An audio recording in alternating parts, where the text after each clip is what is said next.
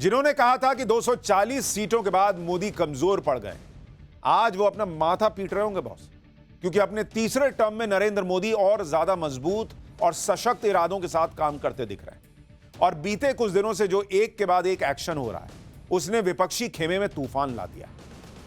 पहले वक्फ संशोधन एक्ट पास हुआ, फिर कल सोनिया और राहुल पर ईडी की चार्जशीट का तूफान अभी थमा भी नहीं था कि आज बंगाल और वक्फ एक्ट को लेकर बड़ी खबरें आ गई। आज पूरे देश की नजर सुप्रीम कोर्ट पर टिकी हुई थी कि क्या सुप्रीम कोर्ट आज मोदी सरकार के वक्फ कानून पर रोक लगा देगा या फिर वक्फ कानून पर रोक लगाने से इनकार करके इंडी गठबंधन, ओवैसी और मौलानाओं की ब्रिगेड को बड़ा झटका देगा। क्योंकि अब वक्फ कानून पर आखिरी लड़ाई सुप्रीम कोर्ट में ही लड़ी जानी है। भाई सड़क पर जो हो रहा है उसको तो मोदी शाह निपट लेंगे, लेकिन वक्फ कानून की आखिरी अग्नि परीक्षा सुप्रीम कोर्ट से पास होनी। वक्फ कानून को लेकर आज सुप्रीम कोर्ट में क्या क्या हुआ उसकी पूरी डिटेल आपके सामने रखूंगा। लेकिन आज सुप्रीम कोर्ट ने वक्फ एक्ट के विरोधियों को कैसे करारा झटका दिया, उसके बारे में पहले आपको बता देता हूं। सुप्रीम कोर्ट में आज जो कुछ बड़ी बातें हुई, पहली बड़ी बात, सुप्रीम कोर्ट ने वक्फ कानून पर रोक नहीं लगाई। दूसरी बड़ी बात, कोर्ट ने आज अंतरिम आदेश नहीं दिया, कल भी सुनवाई जारी रहेगी।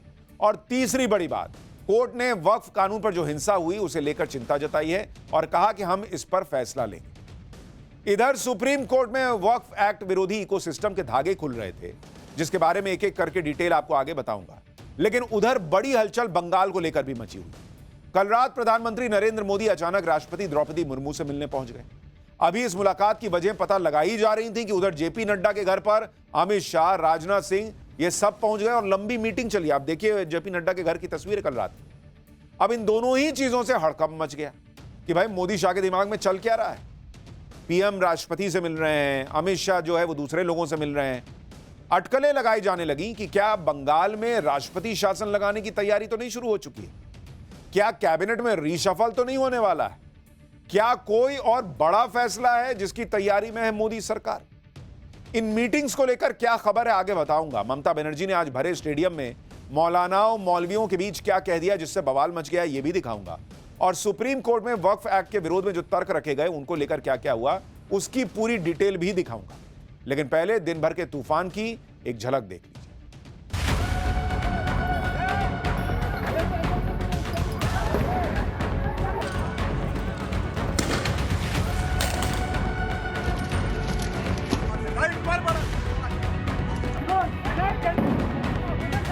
बंगाल में बीजेपी पोलराइजेशन करने चाहता है, जैसे हमारा गवर्नमेंट चला जाए और वो आने से आपको तो खाना भी बंद कर देगा।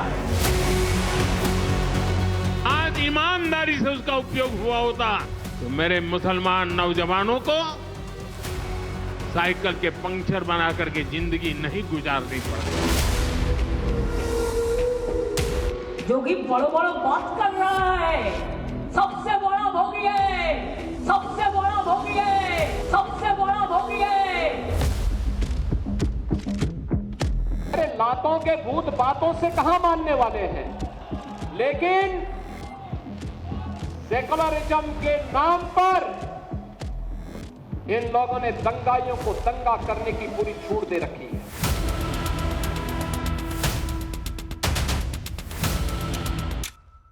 ममता से अपना प्रदेश तो संभाल लेना, यूपी के यशस्वी मुख्यमंत्री पर दे रही घटिया बयान। मैं जोगी जी को रिक्वेस्ट करूंगा वो बंगाल में तुरंत आए, हिंदू का रक्षा करने के लिए यहाँ थोड़ा काम करे। इतना जल्दीबाजी आपका क्यों है? आप तो प्राइम मिनिस्टर कभी नहीं बनेंगे। मोदी जी के আমি রিকোয়েস্ট করব দয়া করে লোকটাকে কন্ট্রোল করুন।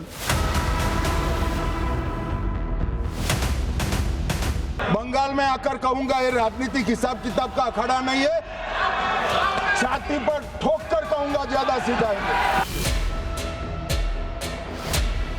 ये झूठा बात है। मुर्शिदाबाद में मेरा रिलेटिव बहुत है, हम फोन करके लिए एक ही बात बोलते हैं, हम लोग यहाँ सब ठीक है। These are the result of this, unmindful political statements given by Mamata Banerjee and some of the political leaders. माँ दुर्गा की पूजा मनाने वाला बंगाल, दीदी ने उसको बर्बादी के कगार पर खड़ा कर दिया।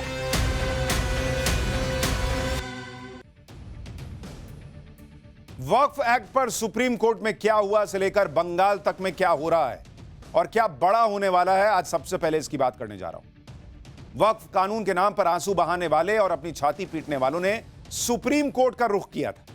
सबसे पहले वहीं से खबर बताता हूं। वक्फ कानून का विरोध करने की जैसे रेस लगी, सारे नेता खुद को मुसलमानों का सबसे बड़ा हितैषी दिखाने के लिए सबसे पहले भागे भागे सुप्रीम कोर्ट गए कि अरे बॉस कुछ कीजिए, रोकिए इसको। वो कह रहे थे कि वक्फ कानून को रोक दीजिए, ये संविधान के खिलाफ है और इस पर रोक लगाई जाए, इसे निरस्त कर दिया जाए।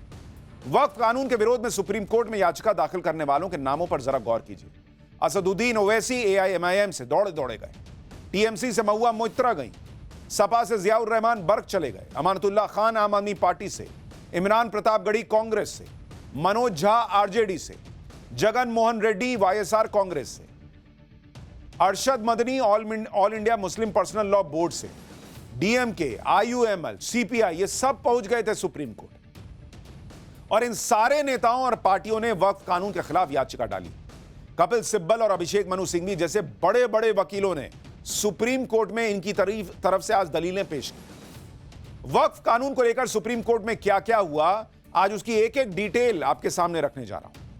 इंडी गठबंधन की जो पार्टियां बड़ी उम्मीद के साथ पीएम मोदी के वक्फ कानून को लेकर सुप्रीम कोर्ट गई थी कि भाई आज ही सुप्रीम कोर्ट खत्म कर देगा इसको, कि रोको इसको, नहीं हो सकता है, इन्हें बड़ा तगड़ा झटका लग गया। दरअसल सुप्रीम कोर्ट में सुनवाई के दौरान याचिकाकर्ताओं ने वक्फ कानून पर रोक लगाने से जुड़ी याचिकाओं पर सुनवाई की मांग की। इस पर चीफ जस्टिस ऑफ इंडिया ने कहा कि अब वो कानून पर रोक की मांग को लेकर किसी याचिकाकर्ता को नहीं सुनेंगे। चीफ जस्टिस ऑफ इंडिया ने कह दिया कि बस हो गया, अब हमें मौका दीजिए। यानी सुप्रीम कोर्ट ने आज हुई सुनवाई में वक्फ कानून का विरोध करने वाले जो लोग थे उनको सबसे बड़ा झटका यह दिया कि वक्फ एक्ट पर अंतरिम रोक लगाने से सीधे सीधे मना कर दिया कि भाई कानून तो नहीं रुकने जा रहा, आगे की बात करो, जो कर रहे हो उसमें देखेंगे क्या कर सकते हैं। और आज जो चर्चा हुई सुप्रीम कोर्ट में उसमें ये विरोधी खुद ही एक्सपोज होते चले गए। वक्फ कानून के विरोधी बात बात पर संविधान और संविधान के आर्टिकल 26 की दुहाई देते हैं। आज सुप्रीम कोर्ट ने संविधान और इस पर ऐसी बात कही कि वक्फ कानून के विरोधी सन्न रहे। कपिल सिब्बल ने कहा कि नए वक्फ कानून की धारा 3 का सेक्शन A सब सेक्शन 2 के मुताबिक वक्फ अल औलाद का प्रावधान महिलाओं को विरासत से वंचित नहीं करेगा। यह नियम बनाने वाली सरकार कौन होती है? इस पर CJI ने कहा कि हिंदुओं के लिए भी सरकार ने कानून बनाया है और अब संसद ने मुसलमानों के लिए भी कानून बना दिया है। यानी आप सोचिए, वक्फ अल औलाद जो है, भाई आपने कोई संपत्ति वक्फ की, उसको आपके परिवार जो है वो उसको ले सकता है, उसका फायदा ले सकता है, उससे जुड़ सकता है। उसमें अभी तक महिलाओं के लिए व्यवस्था नहीं थी। मोदी सरकार ने कहा कि नहीं, मुस्लिम महिलाओं को भी दो ना भाई, उनका क्यों नहीं हक होगा? कपिल सिब्बल जाके कोर्ट में लड़ रहे हैं कि नहीं, सरकार कैसे कह रही है कि महिलाओं का भी हक हो सकता है। आप सोचिए, इस तरह से तर्क दिया जा रहा है। ये मुस्लिम महिलाओं के साथ अन्याय नहीं है तो क्या है? उसके बाद संविधान का आर्टिकल 26 सेक्युलर है और सभी धर्मों पर लागू होता है, यह सुप्रीम कोर्ट ने साफ कर दिया। यानी बात बात पर संविधान के आर्टिकल 26 को दोहराने वालों को सुप्रीम कोर्ट ने 2 लाइन में समझा दिया कि इसका सही मतलब क्या होता है।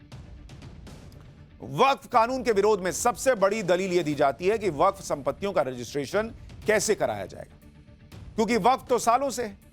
कपिल सिब्बल ने वक्फ संपत्तियों के रजिस्ट्रेशन के नियम पर कहा कि वक्फ सैकड़ों साल पहले बनाया गया है, अब यह 300 साल पुरानी संपत्ति की वक्फ डीड मांगेंगे।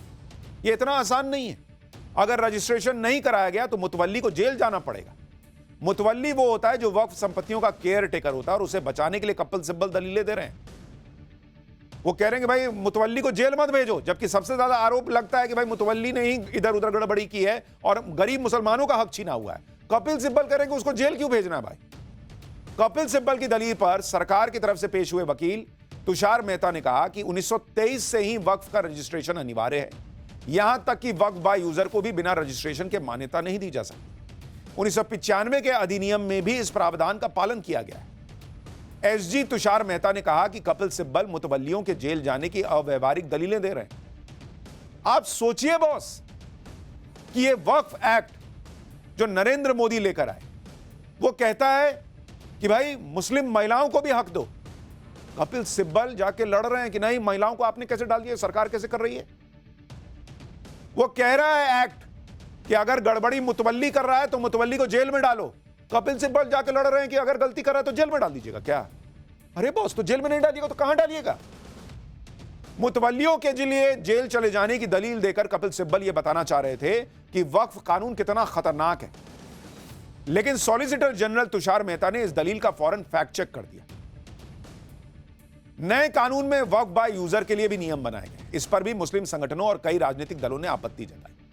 आज सुप्रीम कोर्ट में सुनवाई के दौरान अभिषेक मनु सिंघवी ने कहा कि 8 लाख वक्फ संपत्तियों में से 4 लाख संपत्तियां तो वक्फ बाय यूजर हैं। आप सोचिए, जिस वक्फ बाय यूजर को कहा जाता है कि भाई आपने उंगली रख दी, कह दी हमारा हो गया, वैसा हिसाब 4 लाख संपत्तियों पर है। यह खुद अभिषेक मनु सिंघवी कोर्ट में बता रहे हैं।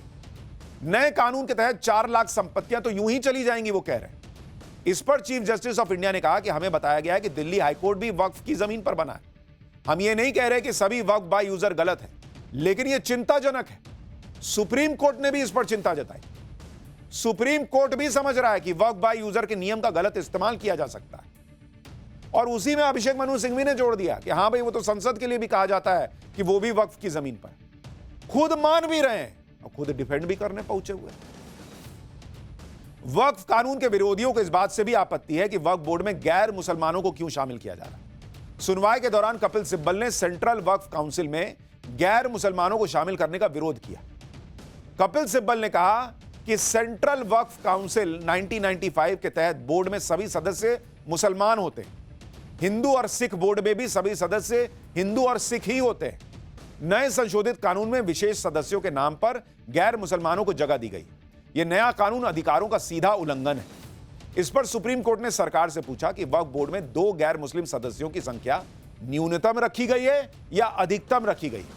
इस पर सरकार की तरफ से पेश वकील तुषार मेहता ने कहा कि 22 में से 2 सदस्य ही गैर मुसलमान होंगे। इस पर सुप्रीम कोर्ट ने कहा कि क्या आप इस पर हलफनामा देने को तैयार हैं, जिस पर तुषार मेहता ने कहा कि वो हलफनामा देने को तैयार हैं कि वक्फ बोर्ड और काउंसिल में 2 से ज्यादा गैर मुसलमान होंगे ही नहीं। सरकार कह रही है भाई हलफनामा दे देंगे कोर्ट में, बोलिए और क्या चाहिए। हलफनामा दे देंगे कि 2 से ज्यादा गैर मुसलमान नहीं होगा 22-20 लोगों में। और आप स्थिति देखिए कि वक्फ कानून पर आज जो सुनवाई हुई उसमें जज से लेकर वकील तक ज्यादातर लोग हिंदू थे। भाई सुप्रीम कोर्ट के आदेश पर सबको भरोसा है ना, क्योंकि न्याय धर्म के आधार पर नहीं, कानून और नियम के आधार पर होता है। तो यही बात वक्फ ट्रिब्यूनल या बोर्ड पर भी तो लागू होती है। वहां आप कह रहे हैं कि हम किसी गैर मुसलमान को देखना नहीं चाहते, और इनका केस लड़ने वाले कपिल सिब्बल हिंदू, अभिषेक मनु सिंघवी हिंदू, सारे हिंदू वकील इनका केस लड़ रहे हैं। उन हिंदू वकीलों पर यकीन है, जज साहब हिंदू, उनके न्याय पे यकीन है, लेकिन वक्फ बोर्ड में कोई गैर मुसलमान नहीं होना चाहिए। ये क्या हिसाब है बॉस? वहां इनको हिंदू कोई बर्दाश्त नहीं या गैर मुसलमान बर्दाश्त नहीं। खैर, उसमें सरकार कह रही है कि 2 होंगे गैर मुसलमान और उसका हम हलफनामा दे देते हैं। वक्फ कानून को लेकर जो हिंसा हो रही है उसका जिक्र आज सुप्रीम कोर्ट की सुनवाई के दौरान भी हुआ। सुप्रीम कोर्ट ने वक्फ कानून को लेकर हो रही हिंसा पर चिंता जताई। Chief justice of India Sanjeev Khanna ने कहा कि एक बात बहुत चिंताजनक है, इसे लेकर हिंसा हो रही। अगर यह मामला पेंडिंग है तो इस तरह की हिंसा नहीं होनी चाहिए। इसी बात का समर्थन करते हुए सॉलिसिटर जनरल तुषार मेहता ने कहा कि प्रदर्शनकारियों को लगता है कि वो सिस्टम पर दबाव डाल सकते हैं। इस पर कपिल सिब्बल ने ऐतराज जताते हुए कहा कि कौन किस पर दबाव डाल रहा है यह पता नहीं। इस पर चीफ जस्टिस ने कहा कि बिल में जो पॉजिटिव पॉइंट्स हैं उन्हें हाईलाइट करना चाहिए। इधर सुप्रीम कोर्ट ने वक्फ कानून के विरोध में हो रही हिंसा पर चिंता